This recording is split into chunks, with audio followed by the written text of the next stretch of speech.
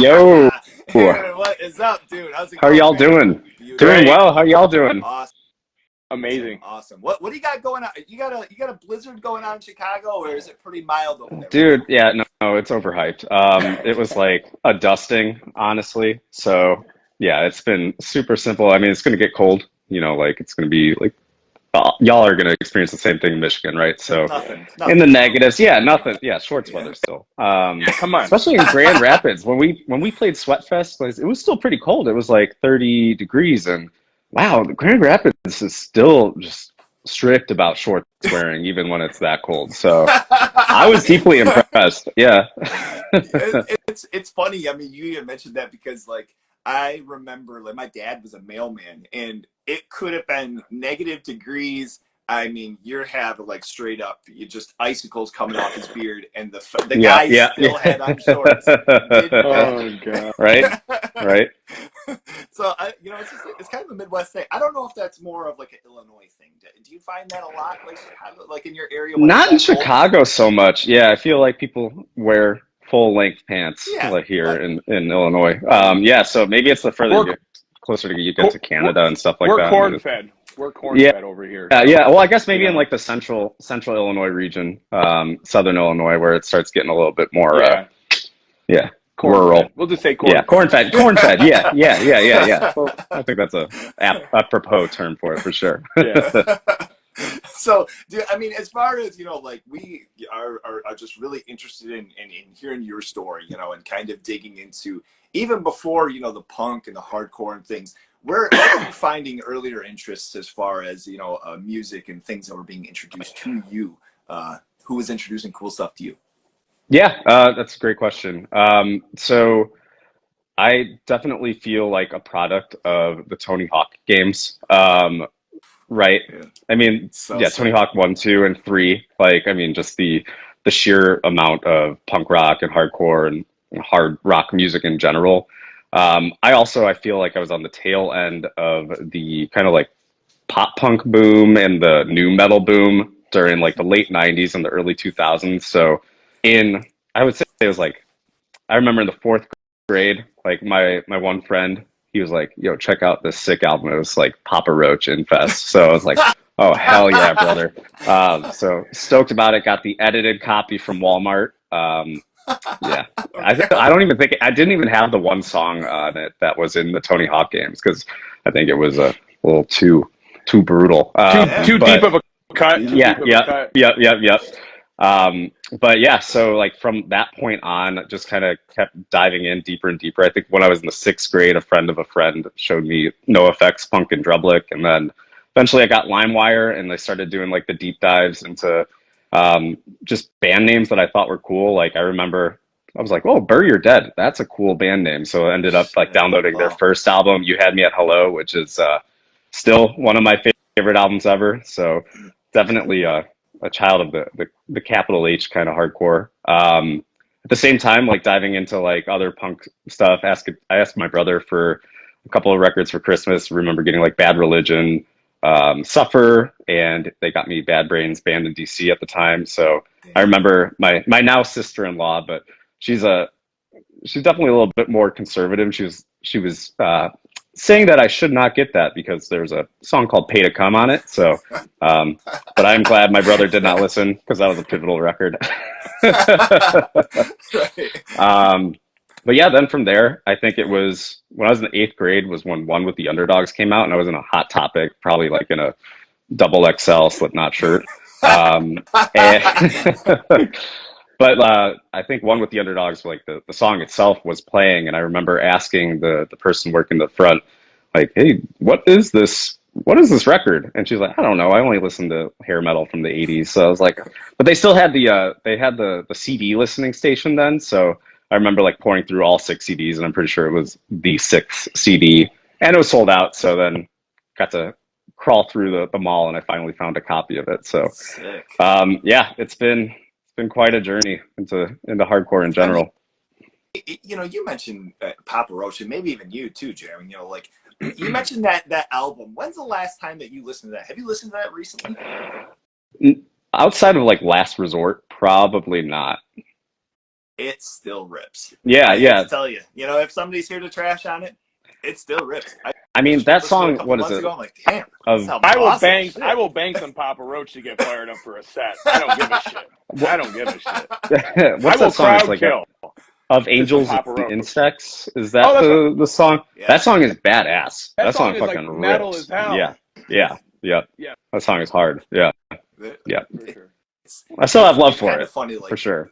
there's different things, you know, I think, you know, when we kind of mention prior to like discovering hardcore, like some of the things that were a little new metal or that were a little, you know, just straight up metal that you even like think back to now, and like you're like, or like some of like the Christian like metal bands, you're like, Oh yeah, now yeah. it's like it doesn't quite hold up, but there's definitely some shit, man, that like thank God it still exists and it still has CDs and like, for physical, sure. you know, to release to it too. So now as far as like friends and buddies, like was that a thing like big, you know, in school, as far as did you have a lot of, you know, like cats that were into like those similar interests? So not really. When I was in junior high and high school, I had one specific friend, Kevin, and I know he was like really into kind of like the Fat Wreck core kind of stuff. His brother was into the same type of stuff, and kind of like that intro org core kind of stuff, if you will. So we would go to like I said, no effects shows or rancid shows or ska shows. I've got a very checkered past. So like Mustard Plug and stuff like that. Yeah. Dude, yeah, like there's probably photos buried in Facebook where I had like the checkered seatbelt belt from Hot Topic. Cause I mean, well before I ever played guitar, I played trombone in like junior high and high school band and jazz band. Yeah. So I was just like a band nerd who just liked hard music too. So I loved ska. I think my second show ever, it was like Real Big Fish and Less Than Jake and Streetlight Manifesto at the Congress Theater in Chicago. Can we dig in a Real Big Fish for a little bit? Like best ska band 100%. of all time? Best ska band of all time? I don't know if I would. I am probably more on like the Streetlight Catch-22 side of things. Although I've seen Real Big Fish like grown up a sickening amount of times. You've grown up. That's the problem. You sold out. You like too mature. You like mature ska. Yeah. Not necessarily. Yeah, for the most part. Yeah. No, but you know, honestly, but I'll still jam Real Big Fish. I'll still jam, you know, all that shit. I was like on the deep dive. Like I fucking loved like Slapstick out of Chicago, which was like I guess like the precursor to, I think their horn players went on to Less Than Jake. Brendan Kelly from the Lawrence Arms was in that. I think they had folks from like, Broadway Calls and stuff like that. So yeah, it was, I was a Asian Man Records super fan. So I think I still have my Asian Man Record shirt somewhere in here. Well, something that I'm wondering, and you talked about a little bit about like growing up and being like a band geek, and that's kind of some like where you kind of got into some music stuff. But I always wonder, because you guys are from Chicago, like is that where you grew up? Are you from Chicago? Is that where you were going to school, like Chicago, like in like or like Metro Chicago, or nowhere near Chicago? Yeah, Metro Chicago. So I grew up in Lisle, Illinois, which is a western suburb. It's kind of a smaller suburb surrounded by like monolithic suburbs like Naperville and Aurora and shit like that. So that was probably why I didn't have like a ton of friends at my high school, which was relatively small comparably, that were really into like any sort of punk or hardcore or anything like that. So I was kind of like a internet dweller, like deep dives into Last FM and like metal archives and stuff like that to do a lot of like discovery for music. And then I would say it's around when I was like 16 years old was when like 15, 16, I started going to shows and meeting people and really diving into just hardcore and punk and local show culture in general at that point. But then from there, I went to school at Illinois State, which is in Bloomington, Illinois. So central Illinois, Bloomington Normal.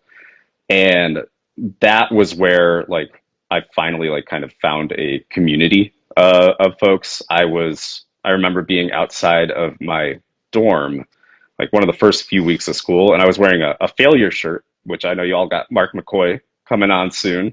But a dude was walking around throwing up flyers for like this show that they had. It's called Never Forget Fest. It was stationed at two different houses. So they had Tower 1 and Tower 2 as the houses that you could attend. But yeah, and then from there, I went to that show and just started kind of like diving into everything, going to all the different house shows that happened in Bloomington Normal. There was a sick ass venue called The Kitchen. I remember seeing like Boiling Over and Dios Mio. I think they were from Wisconsin. Badass band. Just all sorts of shit there. So that's when I like really started diving into it in school and just meeting folks. And then eventually, I wasn't in bands for a few years, but on the Blow No like DIY page, one of our buddies posted that he's like, you know what? I want to start a ska band. Fuck it. And I replied to it. I was like, you know what? I play trombone. I still have it. I drag it around with me everywhere, and I don't know why. So I better get some use out of it.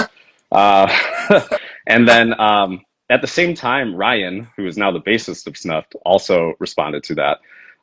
So we formed a band called Beer Wave. I think we even did like a bad ska cover of Seeing Red. It's a deeply embarrassing thing, and I hope that you can cut this part of the interview out. Wait, but anyways. wait. No, we're not doing that. Now I'm going to dig it in. Hold on. Seriously. Seeing Red by Chevelle? No, by Minor Threat. Who are you saying? Oh, then that's not so bad. I thought you were talking about Chevelle over here. I thought we were I was like, a ska. Now I need to hear a ska version of Seeing Red by Chevelle. Yeah. Well, hey, we might be able to work it up. I'll see if I can get Beer Wave back together, and we'll see if we can. Or maybe we do make it happen. We can release it. Fireside Chants. Fireside Chants exclusive. Yeah. There we go. Yeah. Wow. Man, we got big things in 2024. Right, we're already cooking. You know, I'm going to have to get myself a little bit more familiar because I've never been a ska boy. You know, I can appreciate because I played trumpet in band, and I always like thought that might have gone, you know, where like I was like, you know, maybe I could do that. You know, I didn't play drums or like guitar or anything in a band, and it's funny. I mean, that you mentioned too, as far as playing trombone and having that connection of loves, you know, to be able to be like, hey, you know, to do that. Like with was it Beer Wave? Beer Wave. Yeah. Okay, so I think we got one song somewhere on Bandcamp. Yeah, we played, I think four shows in total before we just imploded. Like absolutely, like the most fiery band breakup that I've ever experienced was for my 4-show ska band. So,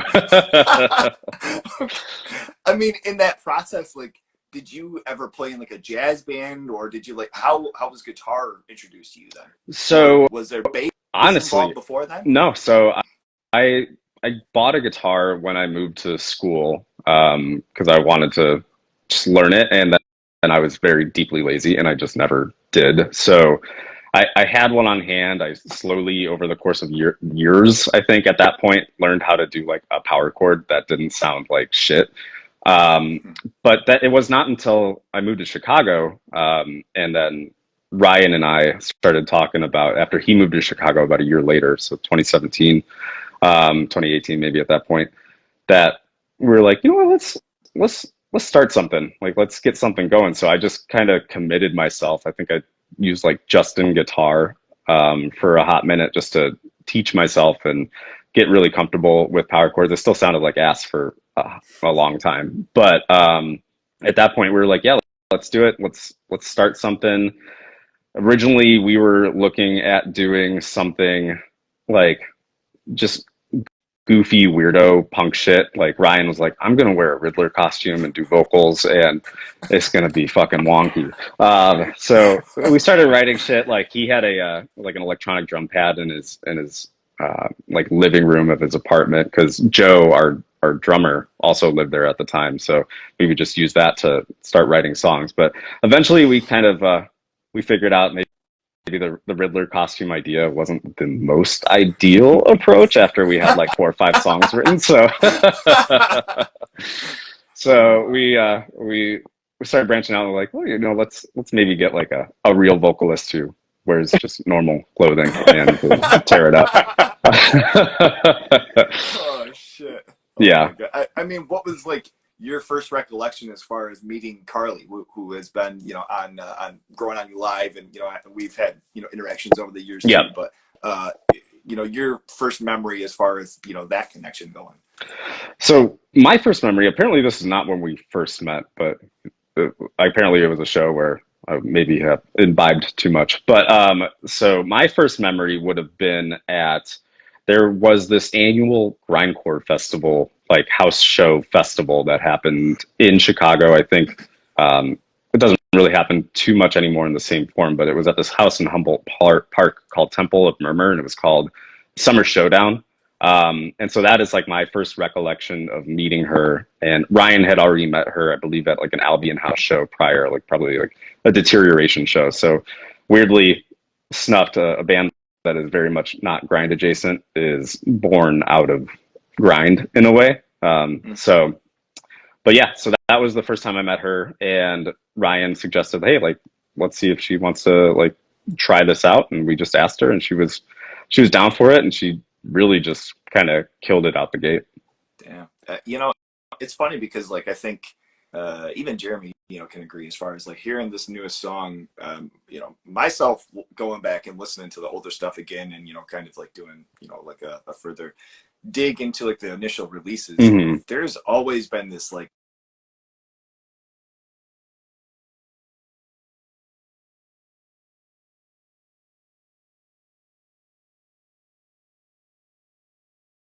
Yep. Are you with me? Are you back with us, Eric? Yeah, we got you again. Me and Aaron are good, but okay, are you good? I've got a damn timer on Instagram, every once in a while I forget to turn it off and it's trying to blur me in. You're on the internet too long. I get it. Son of a bitch.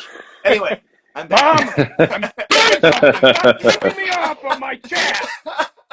No, internet from today and this most recent single, even through like your earlier stuff, there is a visceral like primal sound that all of you guys it's all around a thing, from drums to guitars to Ryan's bass to to Carly's work, like where do you remember as far as like early inspirations for that conversation of like the band coming together and what sound that you wanted to kind of go for? Yeah, I think that a lot of it was born out of, so when we were in school, what we would go to shows very frequently in Springfield, Illinois. And so Springfield throughout the year, I feel like, or throughout the years, I should say, has kind of transitioned in terms of like predominant sounds that have existed. Like when we first started going, I remember it was like, there's a big straight edge culture, like Focused Minds, kind of like Love and shit like that. And like that was probably like the tail end of like MySpace era hardcore and metalcore too.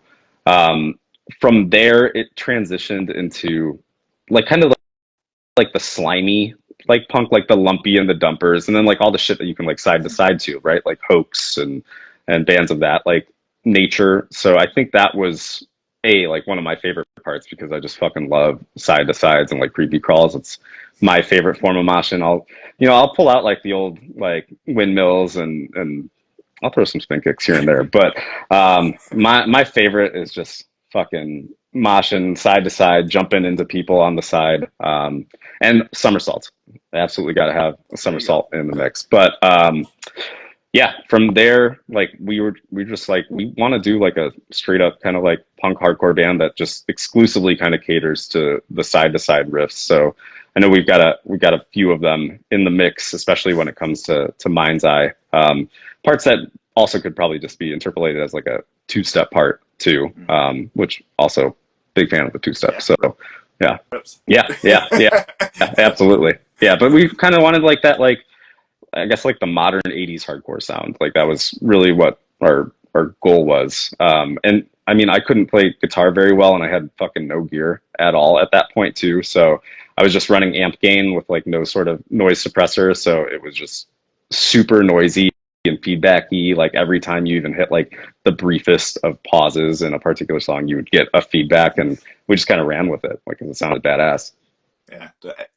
Luckily there's that little bit of give to where like, when you're in heavy music or in that genre, if there's feedback or something fucking falling over, especially early on, it's like punk music is very forgiving for someone who was not very good at an instrument like guitar. So yeah, I really lucked out with the genre choices. Yeah. I mean, when you brought up getting into guitar, like where did that first, piece of something official to you kind of come into play, and where did you get it from, shop wise, Chicago, somewhere near or far? Yeah. So I mean, the first guitar I ever bought was like this really shitty Ibanez from a friend my freshman year of college. But I got my daily driver, which is like a Fender Jazzmaster Players Series. So it's got humbuckers, which is nice. It has like the nice tinge of like the high end, like shiny prettiness to like the Jazzmaster, but also like the chug. But I got that from Chicago Music Exchange, so probably around early 2018. Yeah, and then Is that I noticed? Oh, sorry. oh, go ahead. Go for it. No, yeah, go for it. I was gonna say, like, I noticed. Is that your main guitar? Because I thought I maybe saw one of the Jazzmasters you were playing maybe had P90s in it, but that's my daily driver. Okay. Yep. Still with like the stock pickups. Yep. Okay, and that's the main one. Is that Jazzmaster? It's like a green. Yeah, like seafoam green, maybe. Yeah, seafoam green.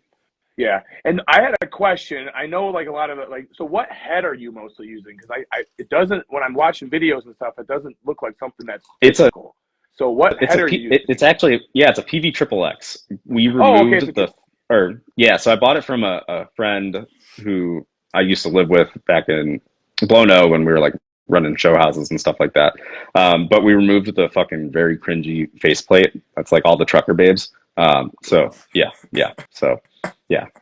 looks cool. Yeah, it's got like that just like hardwood instead. Yeah, it looks badass. I like what you did with it. Yeah, and it sounds great. And I was wondering, when I listened to the recording, I'm hearing like it sounds like a Marshall-y kind of vibe. So I'm wondering, are you using that on the recording, or like what are you doing for guitar tones on the newest release, or on the album before? Yeah, what are you doing for tones? We did run like the PV Triple X for like Guitar 1 for both recordings. And then I think for both of them as well, we did Guitar 2 through like a Soldano head. So that gave it kind of like that extra little metallic feel to it that I think was like super complementary with like kind of the higher, more noisy, punkier vibe of like the Triple X. Yeah. No, and it sounds awesome. I mean, the tone on the albums and like I was gonna say, like, I'm hearing like, well, are you using like, what pedals are you using? Is it just the straight amp or do you have like more overdrive? So the tone is like pure, just the amp dialed in. Yeah. Because it sounds so sick. No fuzzes or anything. No. So I run the Triple X on like the ultra setting, but I usually keep like the mid and the bottom end of like the sound spectrum like around like the midnight area. So like, but I'm not scooping like anything. Okay. Which I feel like really works well too when it's just like a one guitar band, to like kind of fill out the sound spectrum. And then that helps too with like Ryan adding in like a shit ton of distortion with his bass too, which also allows him to kind of fill out the sound spectrum versus just being on the low end of things. And then everything kind of complements each other. So the bass, I'm gonna guess that then the bass has quite a bit of fuzz on it. Okay. Yeah. Oh, a ton. So that maybe that's what I'm hearing, but like, no, seriously, I mean that. Yeah. I gotta add a Triple X to my shopping list because dude, they're sick. I mean, yeah. I mean, like the recording sounds phenomenal. I mean, obviously there's the Slodano on there, and I know Andy has a crazy blocker of amps. Insane. So yes. Yeah. Yeah. We did a lot of shootouts, but that's the one we landed on. Any particular cabinets that you're like, this is my cab? Or so now I run through just like an Emperor 412 that I picked off a friend, and that's been awesome. Like beforehand, I just had like a kind of a cheap Marshall 412 that I got right when we started the band, and I had like $0 and was like, well, I need to be loud. I don't care about sound. Yeah. Yeah. Awesome. So pretty simple setup: the head, the cab, the guitar going through. Yeah. There. I'm guessing like some type tuner of noise gate, probably. Yeah, tuner pedal and a decimator to noise gate. So that's how we can like just kind of. I really only use it for like shutting off the feedback like strategically, like in and out. So that's how we can have like those like super hard stops, and then also like come out at the end of a song and let it feedback, or just be like choosy about when feedback comes in. Definitely. Awesome. Yeah, it's a super simple rig. Yeah, it sounds sick. And live, I was actually going to ask. So we talked a little bit about, it sounds like you Ryan, and Joe met in college. Is that Yeah. is that correct? Yeah. And you guys kind of started getting to know each other. You were in Beer Wave. Were all three of you in Beer Wave? No, so just Ryan and Okay. I. Joe and I actually we started a hardcore band together. So it was called Reduced to Instinct. It was like it was like kind of like the blastiness of like early Ceremony with like a little bit more metallic chuggy parts. It was very much not what people gave a shit about in like the mid 2000s, especially in Central Illinois, but we still ran it. It was still fun. Sounds People sick. went off. Yeah, no, it's badass. I mean, we got recordings on Bandcamp and Spotify and shit. So if anyone's watching wants to check it out, listen to my my vocals and listen to me blowing out my voice because I never learned how to do that shit right. It's there. So you sang in that band. You didn't play guitar. Yeah, so I played guitar roughly. I wrote the riffs Okay. for it. So what's it called? yeah. I'm sorry, I didn't catch the name of the It's band. called a Reduced to Instinct. Reduced I remember I was Instinct. yeah, I was in the car with who ended up like being like our guitarist at the time because we played in another band called Weirpire Day, which was like kind of like Jawbreaker meets like Fat Records, but we also had horns in it. So that's kind of how I met him. It was badass. It sounded so good. We have some like recordings out there that need to see the light of day because they're not no ska influence. I want to preface that real quickly with the presence of trombones. But yeah, the shit was badass. And I can say that objectively because I didn't write any of those songs. But yeah, we were like on the way to a show, and I think we were just having a conversation, and I don't know how the phrase "reduced to instinct" got used in a sentence. I think it was like about a band's mosh part, like, and the ferality of it.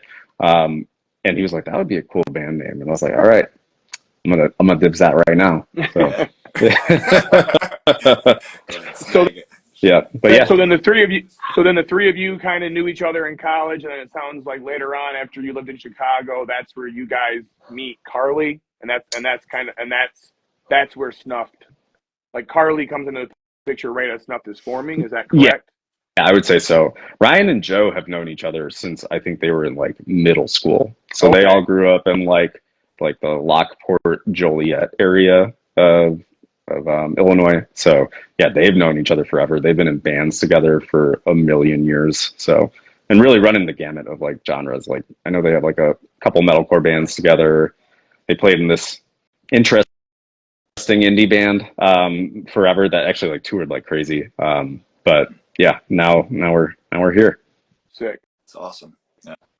I'm loving, like I was trying to rack my brain because I felt like I said earlier that I'd met you guys at a couple of shows and seen you at different things. It must have just been Sweatfest, but well, I think we may have met when Prison Suicide played Galaxy 2.0 in Chicago because we were that's right. Yeah, we were there. Yep. I forgot about that. Because I know all right, but you guys got that 7 inch at the show.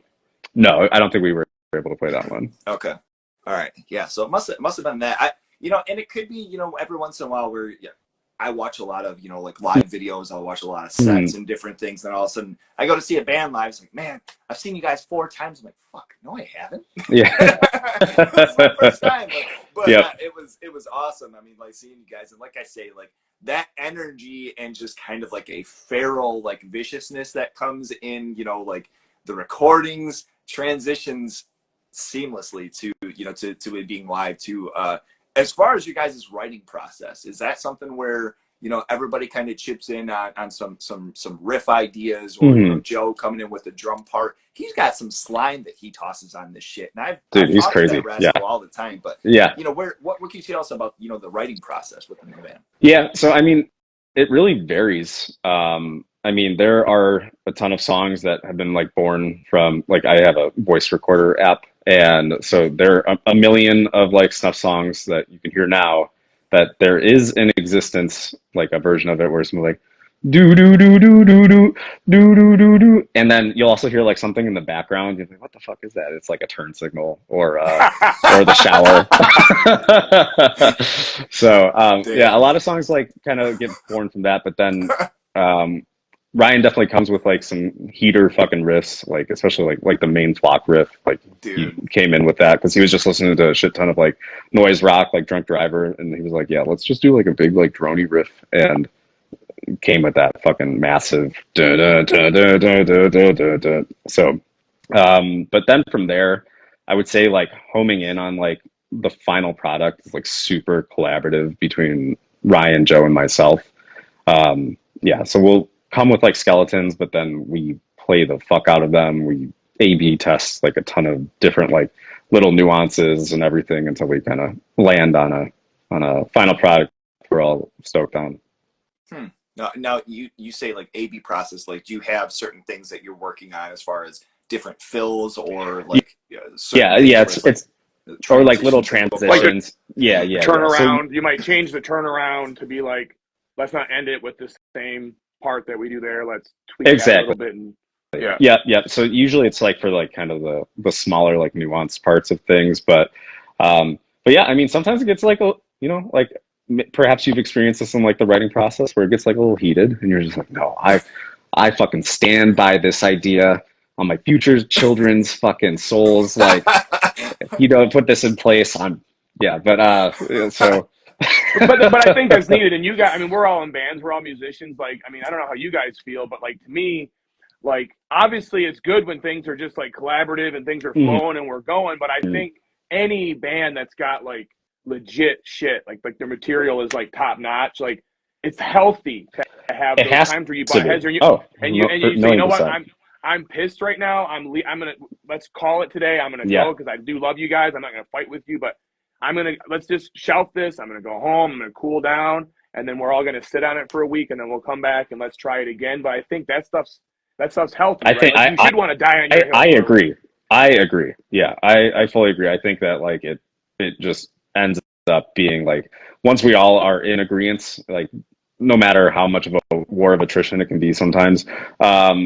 Yeah, like at the end, like we're all stoked on the song, and I think that we all, have a good enough ear for stuff at this point that that works for the best for everyone. Yeah, because we all have like our own like nuanced like backgrounds and influences too that we bring into the picture. So, yeah. Well, 100%. That's what I was gonna say.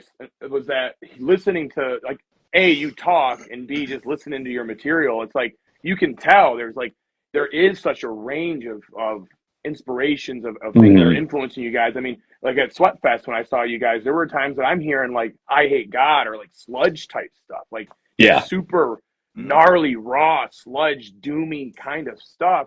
But yeah, then there's side to side stuff, and it doesn't feel out of place. It never feels like this feels kooky. It's like this is Snuffed. Right. But man, there will be a part that's just like heavy as fuck and sludgy and slimy. Yeah. And then it's like there's a part that's almost like this is kind of almost like pop punk or like it's got that like that upbeatness to it. Catchy energy. Yeah. It's dope as hell. It's awesome. Oh yeah. No, everyone is definitely has like a wide range of influences. Like we're not all just like diehard, just only hardcore and nothing else, folks. So. I mean, yeah, we really run the gamut when it comes to shit. So, but yeah, like when we're trying to like bring in parts to make sure they all kind of meld together, we don't want to like shoehorn anything in. Just like we're not going to like throw a mosh part in just for the sake of a mosh part unless it, feels right. 100%. When you guys were going with Cope and Human Waste in your writing, I mean, this is your first take on an LP, your first like full length. What was that process like with, for you guys as far as you have the initial ideas of writing? Was there anything that came more together in the studio that you didn't have beforehand? Were all the songs pretty well locked in when you were going in with Andy? Yeah, I think I would say all the songs were like locked in by the time we were going in with Andy. We had this forced extended writing process via COVID that allowed us to we had a couple of years. So we had a few songs prior to shit like really hitting that we had written, but we just kind of took it slow with like nailing down everything else from there, like whenever we could practice. And I would say that most of them were like super collaborative, a little bit more drawn out processes. Like If You Resent came together in 30 seconds. Well, or however long the song takes. Like it was literally just like we fucked around for like 2 minutes and it just happened. So which was badass. So like again, yeah, runs the gamut of like just right off the cuff kind of shit and like the recordings where you can hear the turn signal kind of shit. That's awesome. I mean, was it with COVID being in like kind of an ingredient to everything? Was it initially supposed to be like an LP? Was it supposed to be a full length, or was it just so drawn out that it was like, well, fuck, we might as well release this as a full album? I mean, Joe was pretty adamant about us doing a full length at a certain point in time. I wasn't necessarily right on board right away, but yeah, at the certain point when we were like, oh shit, we have like 7 songs. Let's keep going. Yeah. Yeah. Well, something I've noticed too, I feel like and obviously there was so the Skin Crawler, Rats of Sympathy, like single EP, whatever you want to call that, dropped December 2019, and before, like 1 year before that, December 2018, you had Mind's Eye, right? So it kind of seems like, okay, like we're gonna release something, rip on it for a bit, release something. And obviously, COVID happens, and it looks like I'm thinking like almost like 3 years, like almost like 2.5 years because of COVID, obviously. So, but what I'm noticing is it seems like Snuffed have gravitated. It might just be the recordings. I don't know what it is, but it seems heavier. Like it seems like the overall vibe has gotten heavier as you guys have progressed and time has gone on. And my wondering is like, has that been like we are intentionally like our tastes have maybe changed a bit? We want to lean into that. That's the part that really makes our like the hair stick up and those parts we love. So we wanted to lean into the heavy. Or I was almost wondering like, was it just now that you went to Bricktop and with Andy and just like maybe that's what it was supposed to sound like the whole time? I'm just wondering what your take on that is. No, yeah, it is for sure progressed in a heavier direction, and I think that is going to be broadly apparent too. Like on the new record, like we still have tons of like fast shit, right? But there are like a couple songs, especially I think we played one of them at Sweatfest, and I think that was when the fight happened. So like, I mean, I feel like that's like a compliment in a way to the riff, but right. Fucking rascals. Yeah.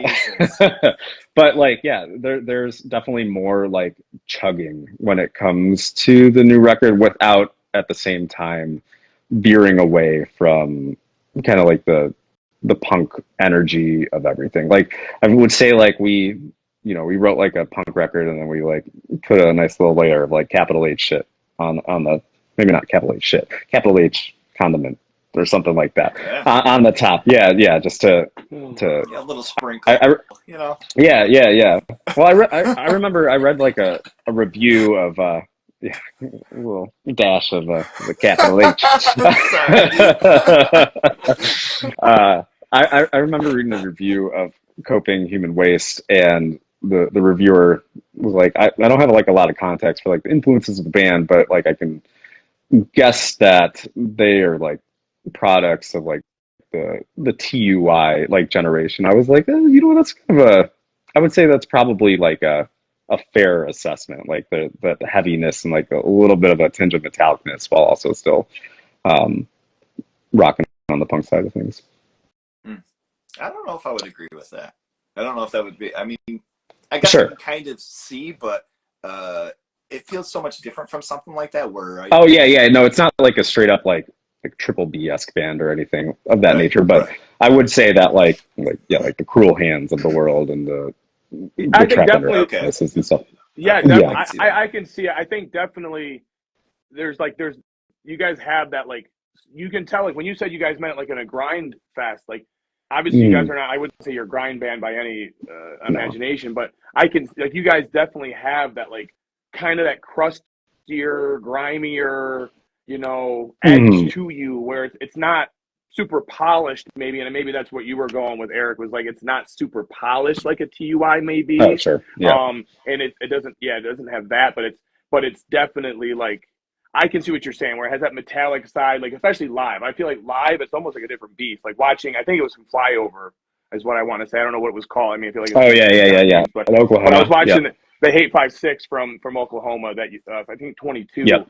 You know, like there are parts where you guys go into one of your, like a breakdown, we'll call it, or Sure. a side to side, and it's like, that's a fucking ass beater. Like, holy shit. And like, when you sit with like the whole context of when the crowd goes, they just pop. It's like, I get what you're saying. Like, that definitely, like, it's obviously, you're not that cut and paste, but right. I see what you're saying. Like, the vibe is there. That vibe is there. That metallic edge, that like hardness to it.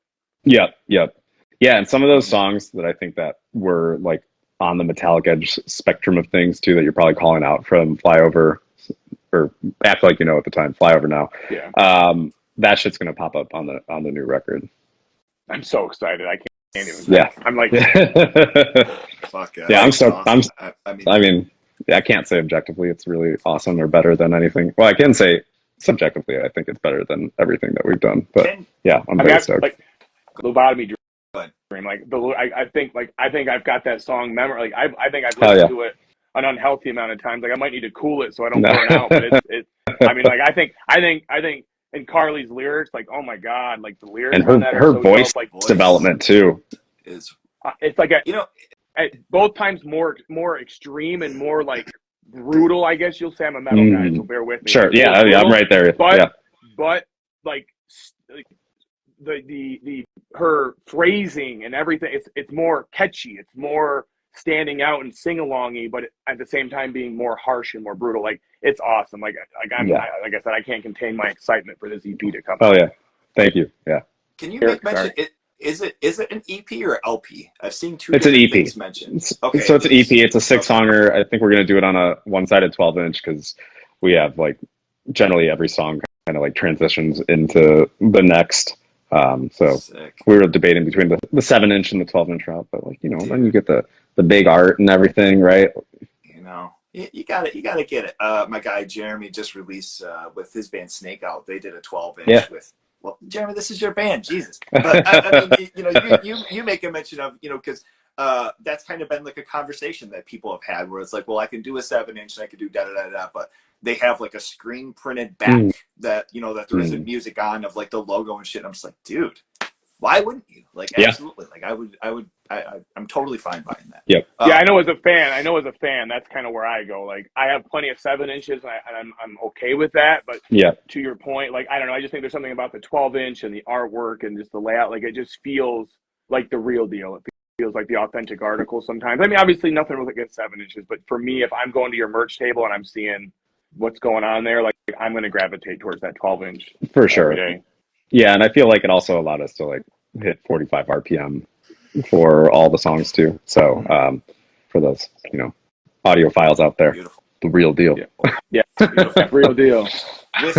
Now, you know, in my imagination, I think of, you know, like anybody that's in Detroit, it's like, oh, everybody knows each other. In Chicago, everybody knows each other. Did you guys know Andy before, you know, or had you met him prior to, you know, working with him, recording, or was this a thing, hearing his product? I think it was, just hearing his product. We had never met him. I think, like, I mean, from like Weekend Nachos, I've met John maybe a handful of times, mostly because every time I would see them play, I'd be like, y'all are going to play Priorities, right? And he'd be like, yeah, we're going to play Priorities. We always play Priorities. Just a handful of rascals, right? Yeah. No matter what. You want to give each of them a noogie every time you see them. I feel like that's my vibe. Maybe that's not how everybody says, but Eric's over here just giving everyone noogies. It's kind of weird sometimes, but it's cool. I like it. A nice hug, you know. Yeah, it's a hug of the neck and head, I suppose. Yeah. Okay, so you guys have, you know, your first experience, you know, what were kind of takes as far as you personally to working with Andy, and maybe some things that were new to you, or maybe some things that, you know, that he was pushing you into that realm of like, I kind of want to fucking leave, but it ended up being for the better. Dude, honestly, I feel like the process with Andy has just been super easy. And he does come in with like great suggestions, but like they fully make sense and are fitting of like whatever we're particularly like working on. So I feel like it's a totally painless process when we're working with him. I I can't say that there was any like points of contention or anything like that Sweet. with him as like kind of a producer, at least in our perspective, which is awesome. Yeah, he comes in with like solid ideas. Like if he is to suggest like, oh, let's maybe like nudge the vocal rhythm like this way or that way. Usually it clicks. So yeah. Okay. And you know, from that transition, you know, was that just automatically the conversation and you know, digging into recording this new EP was just, you know, going to Andy with, you know, having that process? Yeah. I think that it was just like immediate. We had such a good time with the LP that we were like, yeah, let's absolutely do this. It sounds awesome. And this time around, I feel like it sounds even better. Like the mix sounds incredible, especially with like Carly's vocals. They stand out even further. And I feel like the guitar stands out a little bit more, which, you know, I'm partial to. So yeah, it was an immediate decision to work with Andy, and he also just works so quickly too. You know, like we try to come into the recording process like having everything down pat. Like we try to like one take everything as much as possible.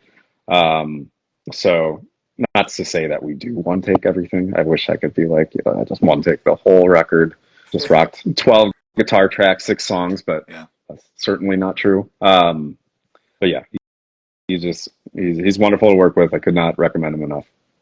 it's awesome. And this is a, you know, separate track. You got a metronome, the whole works here, or did you have anything kind of sidetracked off of that? No metronome, no click track or anything like that. So thank God. Yeah. I tell you what, on behalf of me, and I'm not going to say this to everybody, and maybe people will say this is why my drums sound like they do, but fuck a metronome. Yeah. God damn it. Yeah. Yeah. I understand. I understand, especially like if like you're like metallic stuff for like when it's like more technical. But yeah, for us, I mean, we just had Joe sit down on the drums. We just DI'd in for scratch tracks, and we just essentially played it live for the whole like underlying drum tracks, and then played over them from there. Sick. Yeah. Okay. All right. That's awesome. Well, and a lot of that to me, like you said, is dependent upon the music, and also just you got to have such a solid drummer. If you have a solid drummer, it's hyper dependent on that for sure. Your defense, you're fine. You can track drums without a click. I'm okay with that, Eric. Like you can do that. I was like, you can do no, Eric. I'm saying I just think it just depends on the drummer and like you said, the type of music. I will say I'm stuck to a click. Like when I write, when I demo, like I'm always in that mindset. But maybe I'm just a coward. I don't know. I just need that. No, I mean we do have one song that I think because it starts out at like 70 BPM or something like that, and it's just kind of like slow and dredging to start the song off.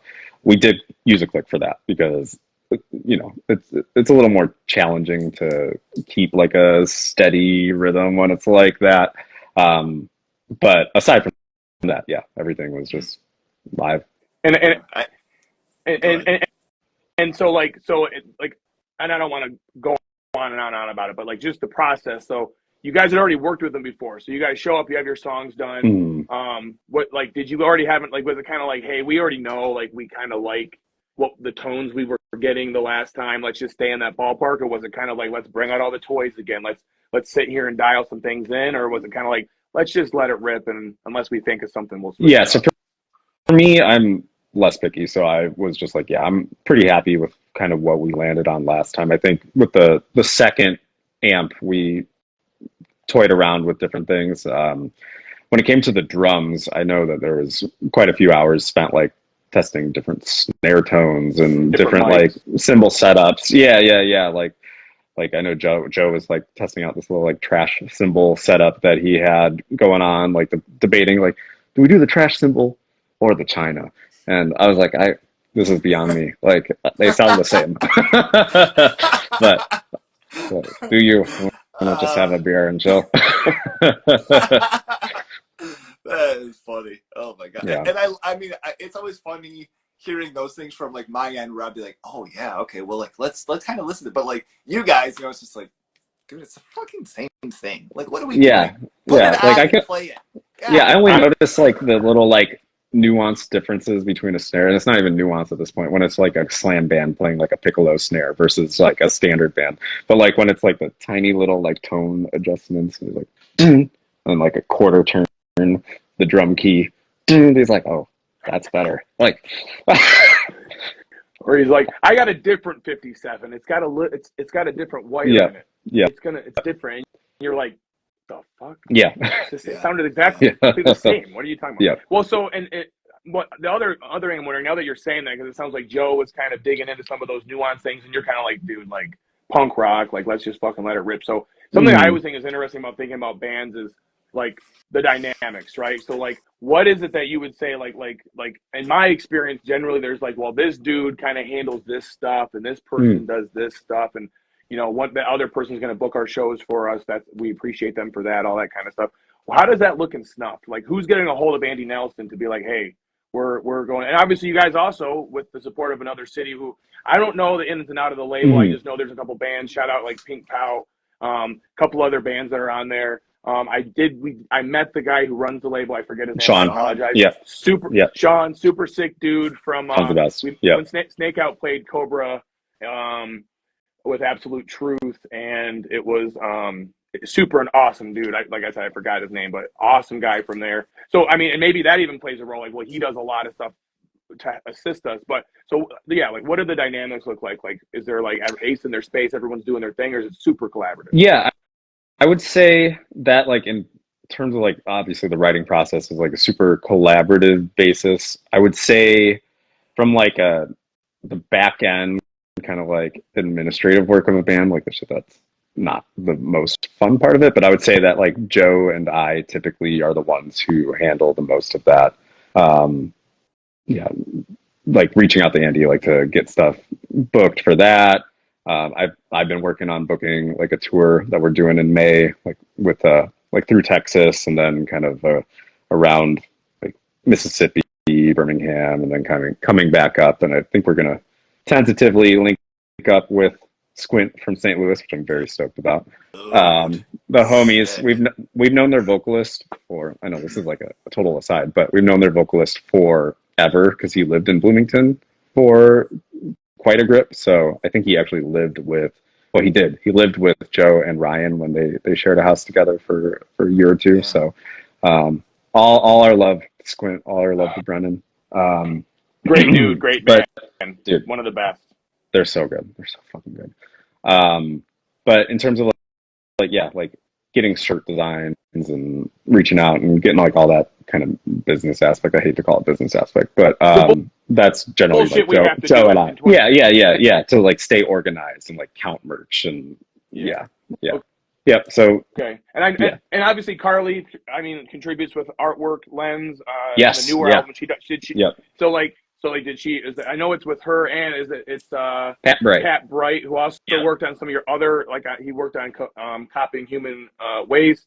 Human Waste. So Coping Human Waste. So is Carly? Because I don't think Carly was involved with the earlier artwork. So right? This is kind of the first album she's in a sense, yeah. She for Mind's Eye as well as Coping Human Waste. She had a friend named Jeremy, who I think he was out of Indiana before. Now I think he lives like right outside of Yellowstone, but he did like pencil sketches of both of those covers. I think I still have like the straight up pencil sketch of, I have the pencil sketch of that. But then we sent that, we did like a scan of it, sent it to Pat, who has been, again, a lot of Bloomington normal, course through with like the entire Snuffed experience. Pat Bright, we lived with him, or I lived with him in a couple show houses in Blono. He was in this like white belt grind band called Gas Up Your Hearse. So you like seam grind kind of shit, like check it out. But yeah, we sent it to him because he's a graphic designer, so he digitized it, and then was able to get that from there. With the most recent record, we were like talking through ideas, and Carly has this project going called Bitter Nectar Butterflies, where she makes like all these fucking awesome like setups. Yeah, they're sick. They're fucking awesome looking. But she happened to have, I think, like a deer skull or something like that. We were like trying to think of we were using Lobotomy as maybe a base, so we're like, well, we could put like a scorpion fucking sting in a skull of some sort, or through an eyeball or something like that. But as we kind of just slowly worked towards like setting something totally up, she put that together, and then we had Pat come up because he's just a jack of all trades and a master of all trades, and he did like the photography work for it, which was just in my backyard. It happened to be like the perfect overcast day to kind of give it that like dinginess, and then he worked everything up from there. So yep. Yeah, that's awesome. I just want to say I appreciate how much you got your, like, it just sounds like so much of what you guys do is collaborative. Like it's not just like Carly handled the cover. It's like we all kind of had a brainstorming session and talked about it. I personally think it's awesome, and it's all starting to make a lot of sense, because it's like that's what Snuff feels like to me. It's like there's all these things, but it's together and cohesive. So that's sick as fuck. Yeah, 1,000,000%. Yeah, that rules. I mean, is there, like, do you guys have anything lined up as far as like an EP release? Is that something that you're going to be having while you're doing the runs through Texas there? Yeah, so we have a release show that we just announced yesterday that will be happening at a spot called Not in Chicago, and it's stacked beyond belief. I'm very excited about that. The band, our homie, look dope. Yeah, our homie Ben from Stress Positions, which is, in my opinion, probably the best hardcore band in Chicago right now, above Snuffed by far. They're just fucking gods of their craft.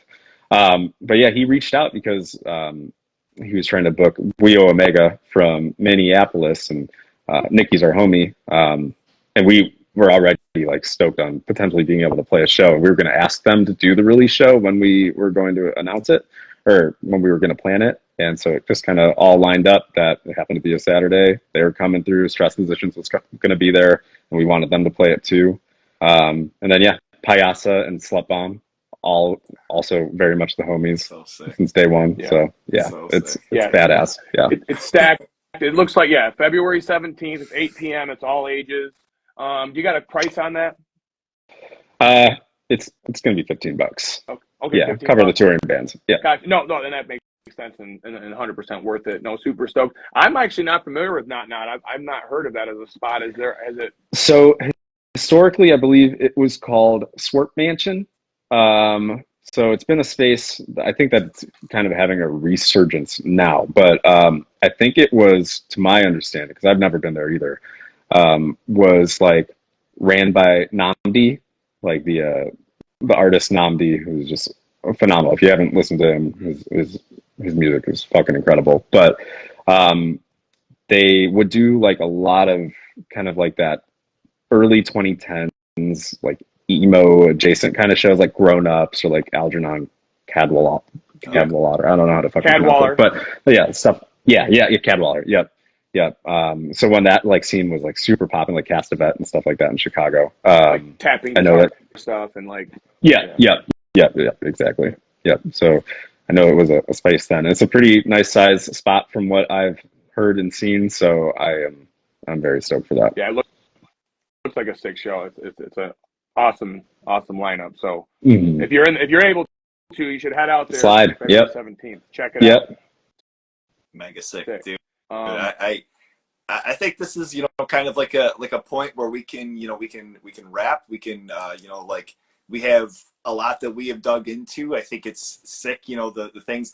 I'm excited for the EP, and I didn't want to fully like dig into that just because I know a lot's not released about it. Sure. I don't like it being something where it's like, putting out shit or people like, I don't know if I should talk about.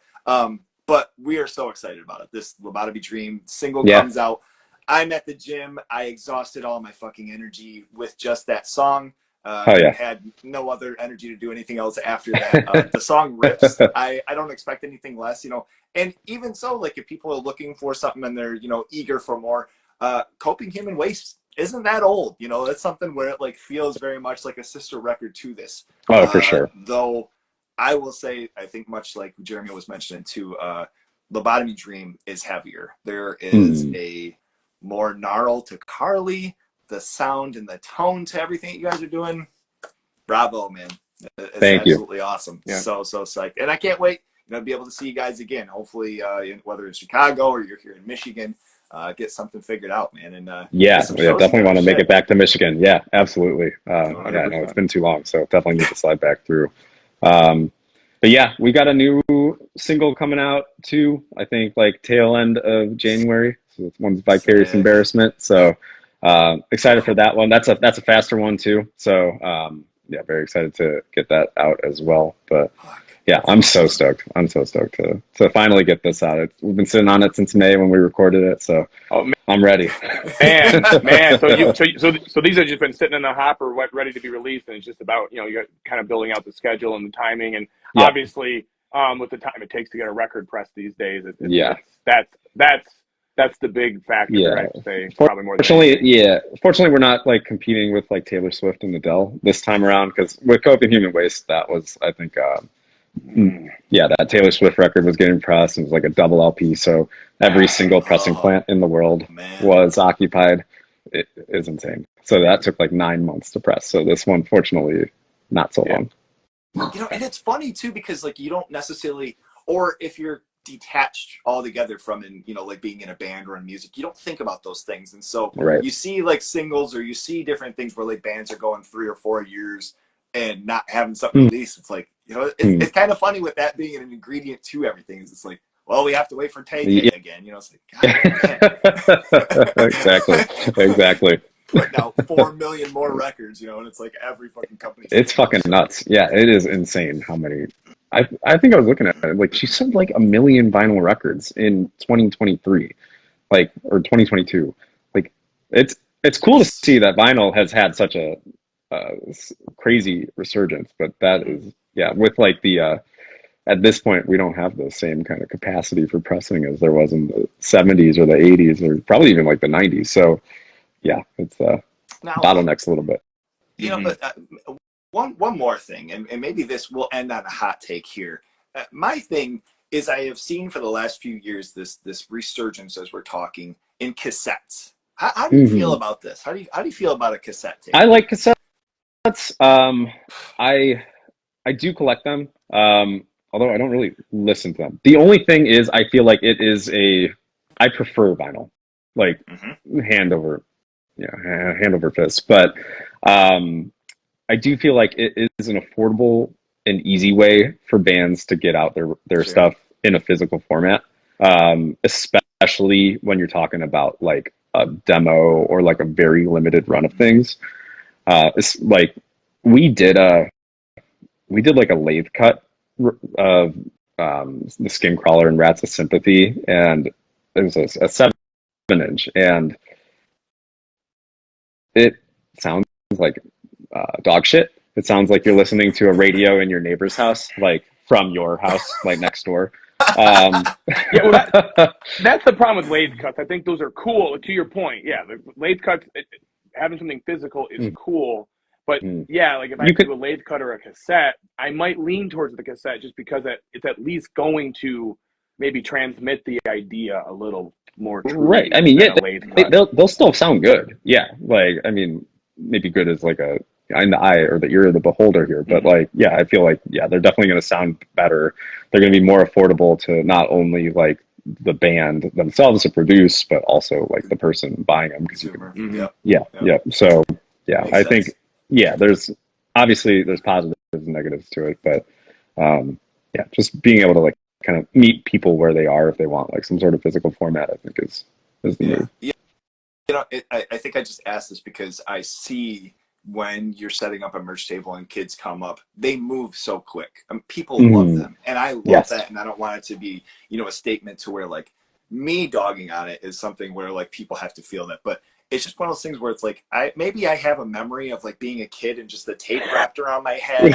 I'm like, what are we doing? I go and I'm like just in the heat of my favorite Slayer riff, and then all of a sudden it's fucking the tapes everywhere in my cassette. Dude, what a bummer. But from that aspect, I do see that. I appreciate, I think, any form that kids are excited about music in general.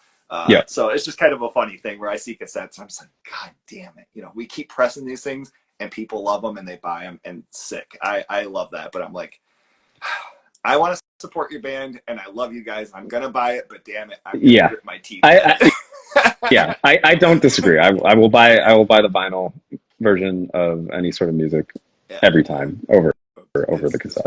Yeah. So you guys are doing a vinyl of the new EP, right? You were saying possibly a 12-inch. We don't have to put that. I believe so it's going to be a 12-inch single-sided EP. I think we're going to have a couple different color variants of it because I fucking love wild like vinyl colors in general. Like so yeah, I always have, always will. I will never do a clear record ever. I want the nice opaque with all sorts of like swirls and what have you here and there. I think this is our first like splatter record, so y'all will see it. But which I'm very, very stoked. So great. Do you guys have any details as of now? I know we're still a little bit out from the actual release. We're like almost a month still. Yeah. But is there just so people can be aware, or just so we can kind of help get the word out there, like where should is like another city on your Bandcamp? Like where should people be checking out to order those things and to pick a copy up for themselves outside of going to a show, which is what they should do. But yeah, absolutely. Pre-orders I think are going to go up when we drop that new song. Lost a AirPod, but so that will be January 26th. So I think there'll be tapes and records available. You can get that on the Another City website. So that's where that'll pop up. And then I think when the release kicks into gear, we should have some on Bandcamp as well. We'll totally have them on hand as well at all shows. So yeah, it'll be and I know that it's going to be throughout like the record stores, especially in Chicago. Like especially all the local record stores will have them too. Sick. Yeah. Can't wait to get my copy. Oh yeah. Mega excited, dude. This is awesome. And your time. Much appreciated. We cannot thank you enough, man. This has been radical. We're going to have these up on Spotify and then YouTube, for the visual as well. But anytime, man, if you guys are looking to promote something or you have new shit coming out, obviously when the EP comes out, we're gonna talk about it. We don't have a choice. Let's be real here. Jesus. No, we love absolutely. This is rad. So thank you once again, Aaron. Truly appreciate it. You guys, if you haven't checked out Snuff already, they have incredible shit out, but they're just releasing more. So don't be surprised, right? This has been awesome. This was phenomenal. Y'all got some heavy hitter interviews coming up next. So you got the drummer is the Balba and Mark McCoy. Mark. Yeah, that rascal. The man, the myth. Cool. So we've got a couple months out. We're gonna have some things too. So yeah, like I say, doing some like reviews and not everything being interviews too. So once the EP comes out, I saw those you had those first takes that you're doing too of the records. That's badass. I like that. Like that kind of like stream of consciousness of your reaction to a record. So that's cool. Yeah, for sure. Keep an eye out for a Snuff review, because the second the second I got those babies in my ear, like that'll definitely be up there. But awesome. We got this actually. I mean, this kind of I'd say 2 weeks ago, right, Eric? I mean, like this has been an organic thing. New Year's Day. We're just old friends. Yep, New Year's Day we were talking about it, and just we're old friends. We both love music. We both love heavy extreme underground music. So it's just this felt like what we wanted to do is hang out with people like you, talk about bands like Snuff, just because that's what we're doing anyway. We're sitting here messaging each other, or hanging out. When we hang out, we're spending an hour being like, "Have you heard this band? What about this band? Yeah, check out these guys.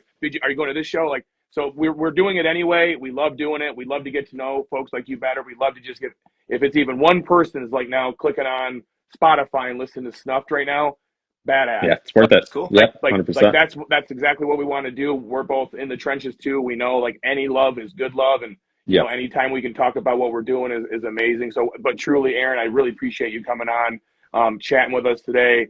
I definitely, I don't know how I'm not sick of the new single already. I just snowblowed and listened to it for an hour straight on repeat. That's not how I am. I'm like once or twice. I want to listen to the whole album. I'm ready. It's been too long. I need to listen to that song again. So I'm excited to wrap this up so I can hit play one more time. Oh yeah, I really appreciate that. All right, fellas. You guys take care. Enjoy the rest of your day, and be careful in the weather. You know what I'm saying? Let's trudge through these harsh winters. All right, fellas. Yeah. Take Awesome. care. Thank you. Really Thank you. appreciate it. Bye, y'all. Absolutely. See ya.